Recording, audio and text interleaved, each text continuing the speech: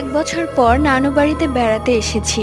আমাদের আসার কথা শুনে নানু বড় বড় দুটো ইলিশ মাছ কিনে এনেছে হাট থেকে।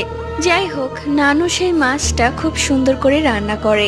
দুপুরবেলা খাওয়া দাওয়া শেষ করে আমি যখন চাপকলে হাত ধুতে যাব, তখন আমি দেখলাম কালো একটা বিড়াল আমার পিছু পিছু চাপকলে এসেছে আর ম্যাও ম্যাও করছে। বিড়ালটা দেখে আমার খুব মায়া হলো, তাই আমার প্লেটে থাকা কাঁটাগুলো আমি বিড়ালটাকে খেতে দিলাম। এরপর আর বিড়ালটাকে দেখিনি, আমিও হাত ধুয়ে চলে আসি। রাতের বেলা আবার খাওয়া দাওয়া শেষ করে আমি যখন চাপকলে গিয়েছিলাম হাত ধুতে, তখন আমি দেখলাম ওই বিড়ালটা আবারও আমার কাছে এসে ম্যাও ম্যাও করছে। কিন্তু এবার আর প্লেটে কোনো কাঁটা ছিল না, তাই আমি ওকে আর কাঁটা দিতে পারলাম না। আমি যখন হাত ধুয়ে ঘরে আসবো, ঠিক তখনই বিড়ালটা জোরে মিয়াও করে উঠে। আমি পেছনে ঘুরে তাকিয়ে দেখি কালো একটা বড় ছায়া বিড়ালটাকে দুমড়ে মুচড়ে মেরে ফেলছে।